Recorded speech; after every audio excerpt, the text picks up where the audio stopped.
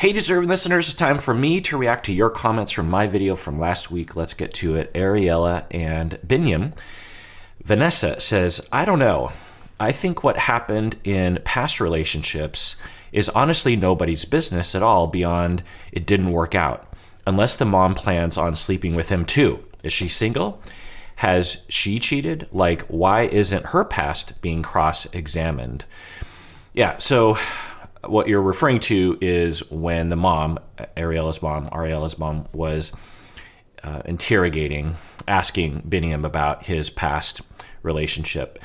And on one hand, I think that boundaries should be respected. If Binyam is like, I just don't really want to get into it. It's painful or it's too complicated and I don't want to talk crap about someone else. And so, I appreciate that you have these questions for me, but I can't really answer those questions.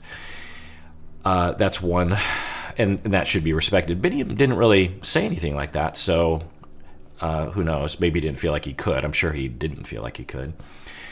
On the other hand, I think it's totally rational, particularly if you're, the mom, to wonder and to ask. And I think it's okay. It's okay if Binyam says, I don't want to answer those questions, but you can ask. But it really has to be asked in a way that allows for boundaries to exist. You could say, look, I don't want to invade your space. I'm sure it's very complicated. We all have our pasts, but I'm really concerned about my daughter, and you could really help me out by kind of filling in some gaps in my knowledge about your past, because maybe that'll help me to feel more at ease. So if you could tell me about your, something like that.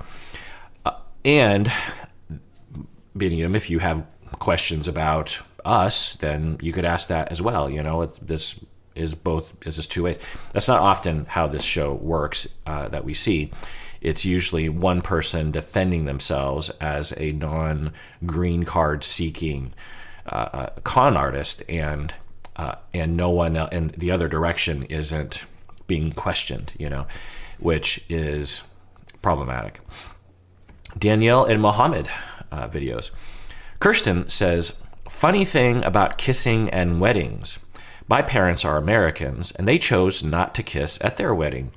What's funny, though, is my grandmother was so confused as to why they didn't kiss that she stood up and said something, so they walked back into the altar and kissed and then walked out of the church. Yeah. Right. Not everyone kisses at the wedding. It did seem interesting, though, that he didn't. When you look at all the other data, is it another data point indicating that he wasn't really into the relationship, or he was struggling at the time, or it was just an innocent thing like, look, I don't do that, or it's a Ramadan thing or something. Good old Zmak says, Muslim here, during Ramadan, you're meant to abstain from sexual intimate relations along with food and drink during the day. So most Muslims don't really get married during this month. I think it's a mixture of religion, but I also feel like Muhammad doesn't like PDA. Yeah, totally. That's fine. And there's nothing wrong with him abstaining from kissing her at the wedding. There should have been a conversation prior that he could say, look, I can't kiss. I don't want to hurt your feelings. And so just don't bring it up, or maybe I'll have a little speech or something like that. But there's nothing wrong with that, for sure. There is something wrong, potentially, if he is a con artist who either was never into her or was kind of into her before coming to the States, because there seem to be a lot of indications that he wasn't into her. Who knows, though? We can't know his mind. Maybe he's just a really reserved person. There's no way to know. I think I might have even said this, of the couples that I've seen on 90 Day Fiancé and all its spinoffs, I'm rarely highly suspicious of someone's motivation to be in their relationship. I feel like a lot of the public are much more suspicious. Like Lisa and Usman, for example. I thought that Usman genuinely liked her. There were, who knows, but there were at least signs of what we could see on the show that he liked her. He was attracted to her, liked spending time with her, and other couples along these lines. With Danielle and Muhammad, I don't, to my memory, I think they're the only couple where I thought, I don't know if this is actually legit. But of course, I can't know. I mean, how do you know someone's heart? You just can't. Unless Muhammad actually admits it. Which, did he? I feel like, he was asked many times. I feel like there was like 5 to 10 times where he was directly asked on Tell Alls and otherwise, like, did you actually love her? And he had a number of different responses that kind of point to this possibility that he either was never into her, or if I remember right, my possible hypothesis was that before he came on, before the show began, he was like, well, maybe, there's enough potential there with her that maybe I'll love her or we'll make it work somehow or whatever.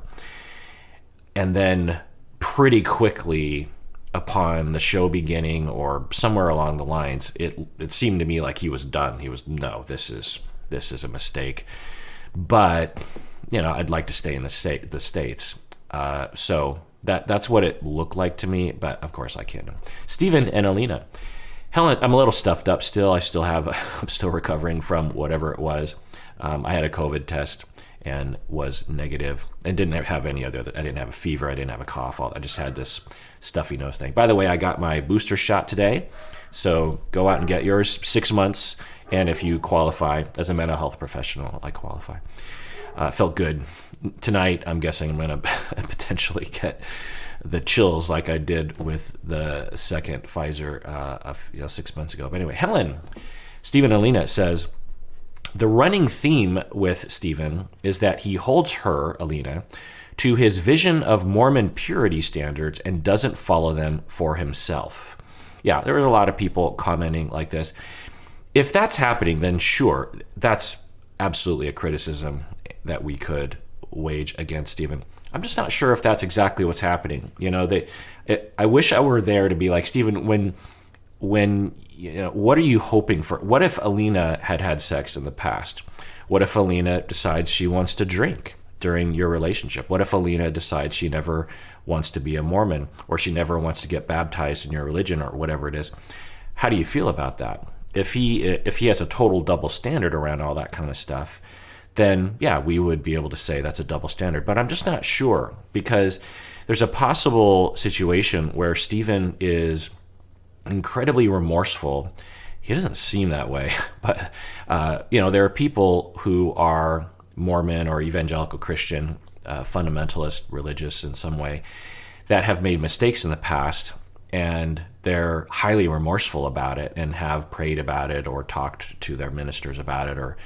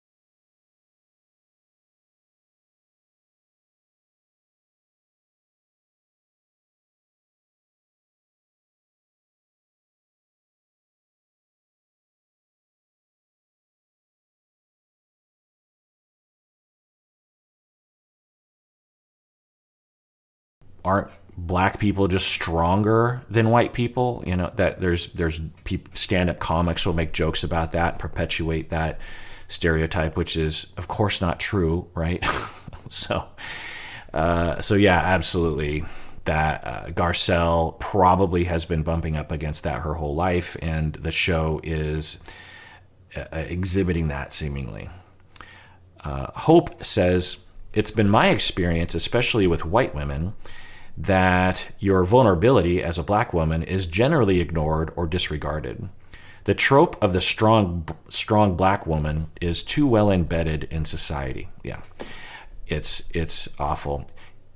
There's so many ways in which we will discount and disenfranchise people's emotions, whether it's black women or men, young boys, that, you know, it's almost like any excuse that we can get as a society to make someone feel as though they don't matter, their emotions don't matter, that they're weak if they have emotions. We just, our ability to do that, it has no bounds. And if you're black and a woman, then you're going to get it, coming and going regarding those ideas, which is awful.